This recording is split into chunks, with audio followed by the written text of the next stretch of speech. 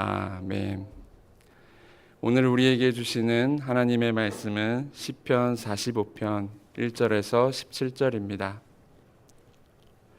구약성경 835페이지에 있습니다. 시편 45편 1절에서 17절입니다. 한 절씩 교독하시고 마지막 절은 합독하겠습니다. 내 마음이 좋은 말로 왕을 위하여 지은 것을 말하리니 내 혀는 글솜씨가 뛰어난 서기관의 붓끝과 같도다. 왕은 사람들보다 아름다워 은혜를 입술에 머금으니 그러므로 하나님이 왕에게 영원히 복을 주시도다. 용사여 칼을 허리에 차고 왕의 영화와 위엄을 입으소서. 왕은 진리와 온유와 공의를 위하여 왕의 위엄을 세우시고 병거에 오르소서. 왕의 오른손이 왕에게 놀라운 일을 가르치리이다. 왕의 화살은 날카로워 왕의 원수의 염통을 뚫으니 만민이 왕의 앞에 엎드러지는도다. 하나님이여, 주의 보좌는 영원하며 주의 나라의 규는 공평한 규이니이다. 왕은 정의를 사랑하고 악을 미워하시니 그러므로 하나님 곧 왕의 하나님이 즐거움의 기름을 왕에게 부어 왕의 동료보다 뛰어나게 하셨나이다. 왕의 모든 옷은 모략과 침향과 육개의 향기가 있으며 상하궁에서 나오는 현악은 왕을 즐겁게 하도다. 왕이 가까이 하는 여인들 중에는 왕들의 딸이 있으며 왕후는 오빌의 금으로 꾸미고 왕의 오른쪽에 서도다. 딸이여, 듣고 보고 귀를 기울일지어다. 내 백성과 내 아버지의 집을 잊어버릴지어다. 그리하면 왕이 내 아름다움을 사모하실지라. 그는 내 주인이시니 너는 그를 경배할지어다.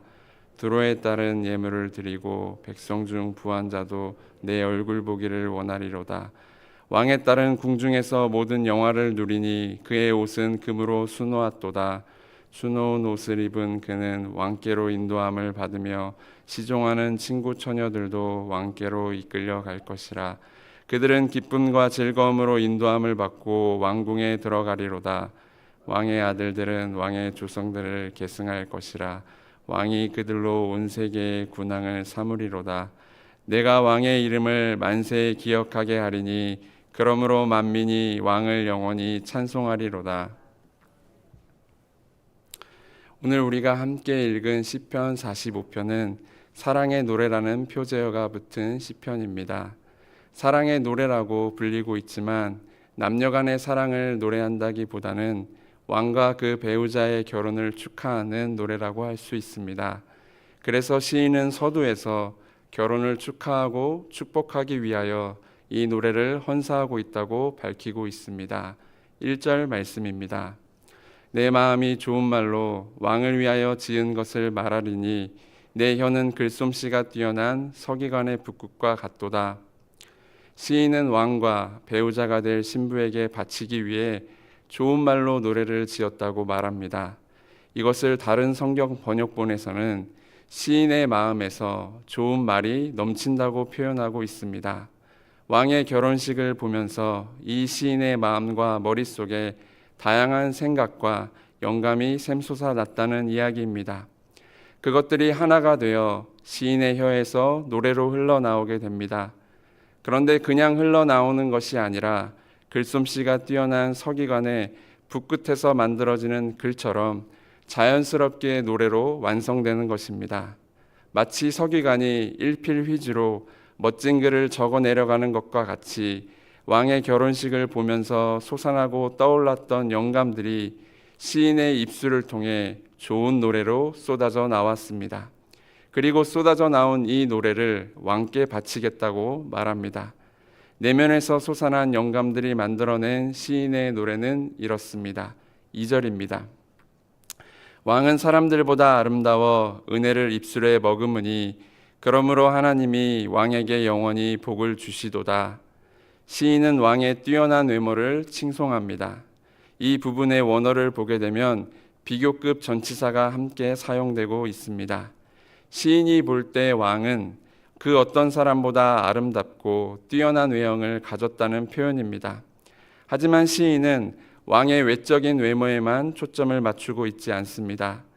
왕의 외적인 아름다움이 누구보다 뛰어나다고 표현할 뿐만 아니라 그가 가진 또 다른 측면을 소개합니다.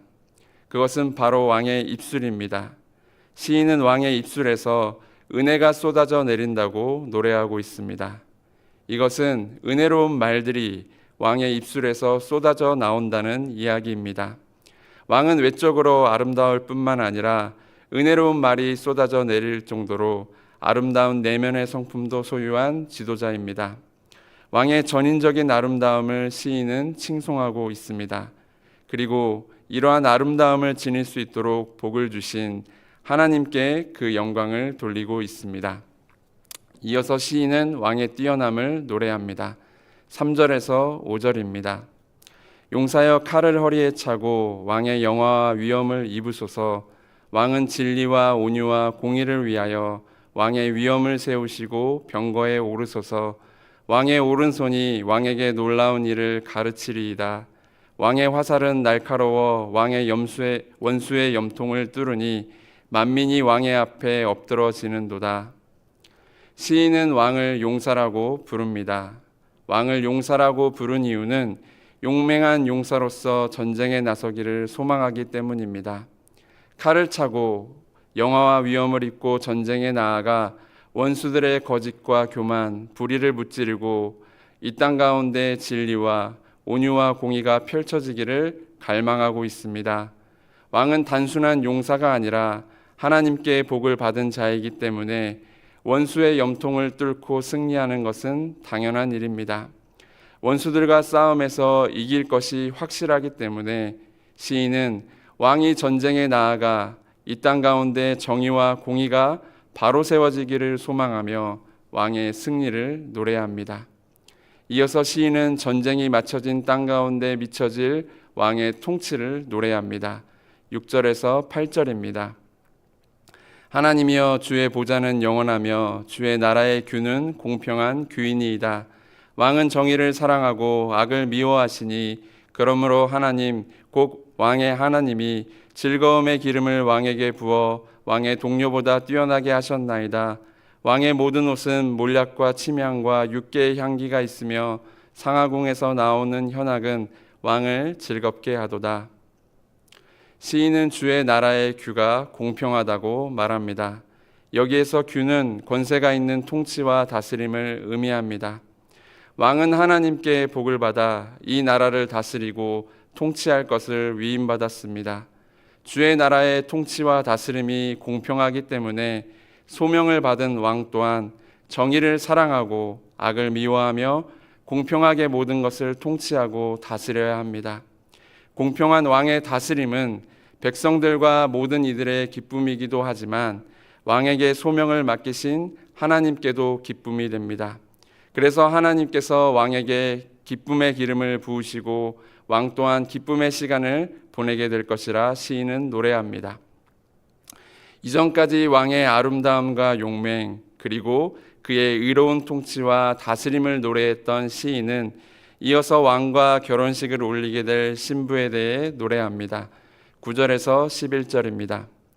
왕이 가까이 하는 여인들 중에는 왕들의 딸이 있으며 왕후는 오빌의 금으로 꾸미고 왕의 오른쪽에 서도다.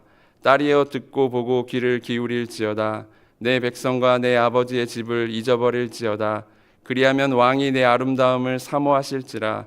그는 내 주인이시니 너는 그를 경배할지어다. 왕의 곁에는 주변 왕들의 딸이 많이 있습니다. 궁전 안에는 많은 여인들이 왕궁의 일원으로 기거하고 있습니다. 하지만 오직 왕의 신부만이 존귀한 자리에 앉아 순금으로 단장하고 왕의 영광에 동참할 수 있습니다. 자칫 영광스러운 자리에 서게 되어 흥분될 수 있는 신부에게 시인은 차분하게 자기 말을 들어보라고 반복적으로 이야기합니다. 시인은 신부에게 이렇게 말합니다. 잊어버려라. 시인의 충고는 왕과의 새로운 관계에 집중하라는 의미입니다. 이제는 왕의 배우자가 되었으니 이전에 충성하고 사랑하던 모든 것들을 끊어버리고 왕에게 충성을 다하라는 것입니다. 물론 과거의 삶을 쉽게 버릴 수는 없습니다. 하지만 왕에게 걸맞은 신부가 되려면 과거의 모습이 어떠했든지 간에 현재의 삶, 현재의 관계에 방해되지 않도록 하는 것이 바람직하기에 시인은 왕을 향해 충절을 지키라고 말합니다. 이것은 강제로 굴욕적으로 충성을 맹세하라는 것이 아니라 남편인 왕의 권위와 위엄을 존중하고 자발적인 사랑의 마음으로 헌신하고 왕을 배신하지 말 것을 당부하는 것입니다. 신부에게 전할 말을 마친 후에 시인은 왕궁으로 들어가는 왕과 신부를 축복합니다. 12절에서 15절입니다. 두로에 따른 예물을 드리고 백성 중 부한자도 내 얼굴 보기를 원하리로다. 왕에 따른 궁중에서 모든 영화를 누리니 그의 옷은 금으로 수놓았도다. 수놓은 옷을 입은 그는 왕께로 인도함을 받으며 시종하는 친구 처녀들도 왕께로 이끌려 갈 것이라. 그들은 기쁨과 즐거움으로 인도함을 받고 왕궁에 들어가리로다. 시인은 왕궁으로 들어가는 왕과 신부의 아름다움 그리고 영광을 노래하고 있습니다. 왕궁으로 들어가는 길목에서 두로의 딸과 부한자들이 예물을 바치고 왕과 신부의 얼굴 보기를 원합니다.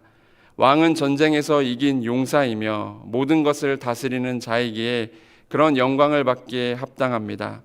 하지만 신부는 왕의 옆에 있다는 이유로 왕의 영광에 동참하고 있습니다. 사실 신부는 사람들에게 영광을 받을 만한 일을 한 적도 없고 또 그런 존재도 아닙니다. 단지 왕의 옆자리에 있기 때문에 이 모든 것을 누리는 것입니다. 신부는 이전과는 달라진 위상 속에서 왕과 함께하는 기쁨과 즐거움을 누리며 왕궁으로 들어가게 되는 것입니다. 이제 이 왕궁은 신부의 새로운 집입니다. 새로운 집에서 왕과 함께하는 삶이 행복하고 아름다운 삶이 되기를 바라며 모두가 축하하며 영광을 돌리고 있습니다. 왕과 신부의 결혼은 모두의 축복 속에서 왕궁으로 입성하며 끝나게 됩니다. 왕궁에 들어가는 것으로 결혼식이 끝났지만 마지막으로 시인은 이렇게 축복합니다. 16절에서 17절입니다. 왕의 아들들은 왕의 조상들을 계승할 것이라. 왕이 그들로 온 세계의 군왕을 삼으리로다. 내가 왕의 이름을 만세에 기억하게 하리니 그러므로 만민이 왕을 영원히 찬송하리로다. 시인은 왕과 신부에게서 태어날 자녀들을 통해 나라가 굳건하게 되고 왕권이 계속해서 이어지기를 축복합니다. 그리고 왕의 이름이 영원히 기억되기를 소망한다 말합니다. 이것은 시간과 공간을 넘어 이후에도 왕의 이름이 기억될 뿐만 아니라 후대 사람들 역시 왕을 칭송하며 그에게 영광 돌리기를 바라는 것입니다. 그렇게 되기 위해서는 이 후대 사람들도 왕이 어떠한 분이신지 알아야 합니다. 그래서 시인은 왕의 자태와 용맹 그리고 그의 통치의 위대함을 노래한 것입니다. 시인은 서두에서 수많은 영감들이 넘쳐났다고 밝혔습니다. 자신의 마음속에서 쏟아져 나오는 영감이 아름다운 노래가 되었고 이 노래를 통해 왕의 이름이 세세에 기억되기를 소망하고 있습니다. 이 시는 결혼시이며 또 왕의 이름이 영원히 기억될 수 있도록 지어진 시이지만 한편으로는 예수님을 상징하는 메시아 예언시이기도 합니다. 신약 성경에서는 예수님을 신랑으로 우리를 신부로 표현하고 있습니다. 그래서 오늘 이 시편 45편에 등장하는 왕을 예수님으로 신부를 우리로 보아도 크게 무리가 되지 않습니다. 왕이신 예수님의 일방적인 사랑과 은혜로 우리는 택함을 받았습니다. 그래서 과거에 어떤 모습이었고 또 어떤 신분이었는지에 상관없이 왕의 신부라는 새로운 신분을 얻게 되었습니다. 그런 맥락에서 왕의 택함으로 인해 이전과 달라진 위상을 누리고 있는 신부를 향한 시인의 충고는 오늘을 살아가는 우리에게도 유의미합니다. 먼저 택함을 받은 우리는 새로운 삶과 신분을 주기 위해 왕궁을 떠나 우리를 찾아왔던 왕의 사랑을 알 필요가 있습니다. 모든 사람에게 영원히 기억될 이름을 가졌으며 가진 용맹으로 원수의 불의를 무찌르고 진리와 겸손과 공의로 온 세상을 다스리던 왕이 왕궁을 떠나 우리 곁으로 내려왔습니다. 그렇게 찾아와서 우리에게 손을 내밀어 주었던 왕의 그 마음을 우리는 기억해야 합니다. 신부된 우리를 향한 왕의 사랑과 그 은혜의 아름다움을 기억하고 깨닫게 될 때 우리는 감사할 수 있을 뿐만 아니라 그 사랑에 대한 반응으로 우리 또한 왕을 사랑할 수 있게 됩니다.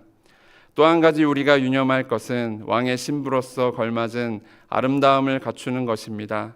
이전에 살아가던 삶의 방식과 태도를 고수하는 것이 아니라 새로운 신분과 삶에 걸맞은 모습이 되기 위하여 과거의 방식들은 이제는 잊어버려야 합니다.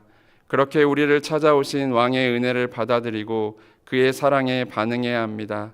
마음속에 담아두었던 것들을 지키기 위해 애쓰는 것이 아니라 그분을 향한 정절과 마음을 지키기 위하여 움켜쥐고 있던 것들은 버리고 과거의 방식들은 잊어버려야 하는 것입니다.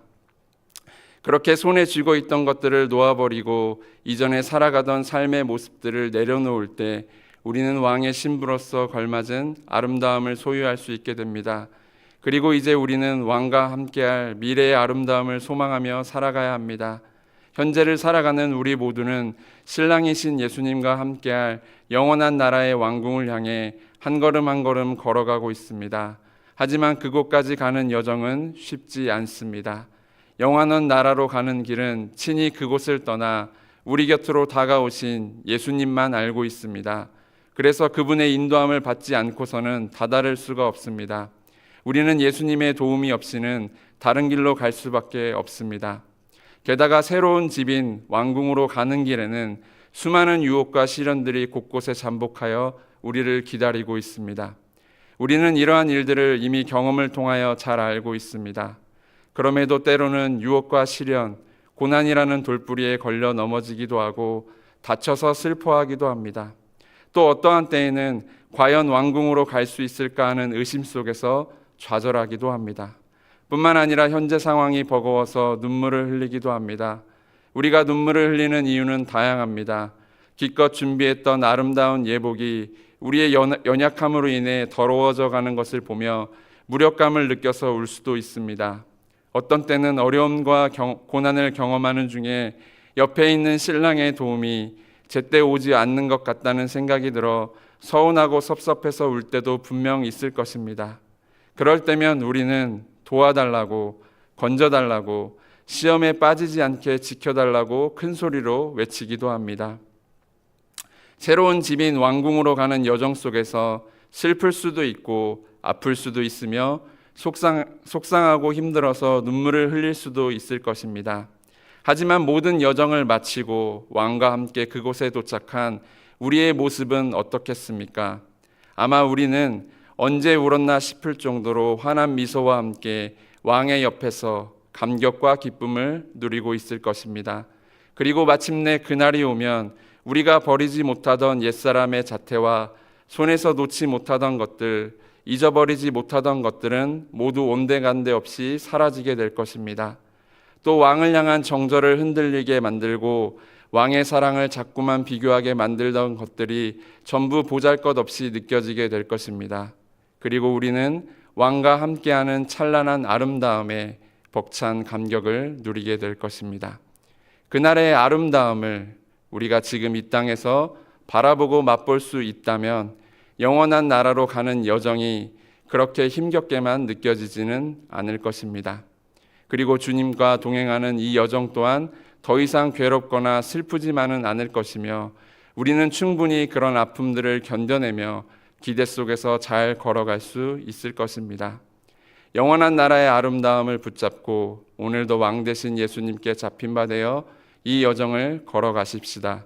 그렇게 걸어갈 때 우리는 모든 여정을 마치고 마침내 영원한 나라의 왕궁에서 신랑이신 예수님과 함께 기뻐하며 함께하게 될 것입니다. 그날을 소망하며 오늘도 이 여정을 주님과 동행하기를 소망합니다. 기도하겠습니다. 하나님 아버지, 우리에게 영원한 왕을 보내주시고 우리를 그의 신부로 삼아주시니 참 감사합니다. 영원한 왕이신 예수님께서 우리의 곁으로 친히 내려오시고 다가오셨지만 우리는 예수님의 그 사랑과 아름다움을 바라보지 못할 때가 많습니다. 신랑 되시는 예수님의 헌신과 그 사랑의 아름다움보다는 우리가 좋아하는 것들에게 마음을 빼앗기고 이전에 사랑하던 것들을 여전히 잊어버리지 못하고 살아갈 때도 있습니다. 여전히 버리지 못하고 있는 이전 삶의 방식과 태도를 내려놓고 예수님의 아름다움을 바라보고 그것을 붙잡을 수 있도록 도와주시기를 기도합니다. 그리하여 왕의 아름다움을 바라보며 왕의 신부로서 합당하게 단장되어 갈 수 있도록 우리가 붙잡고 움켜쥔 것들을 조금씩 버려나갈 수 있게 도와주시옵소서. 왕의 아름다움을 바라보지 못하게 만들었던 것들을 이제는 우리의 생각과 마음속에서 잊어버리고 왕을 향한 사랑과 충절을 우리 마음속에 깊이 새길 수 있도록 기도합니다. 이제는 왕과 함께할 영원한 나라를 소망하면서 이 믿음의 길을 걸어갈 수 있도록 도와주시옵소서. 오늘도 주님의 아름다움을 바라보고 주님께 잡힌 바 되어 우리에게 주어진 이 하루를 믿음으로 걸어갈 수 있도록 인도하여 주시옵소서. 예수님의 이름으로 기도드립니다. 아멘.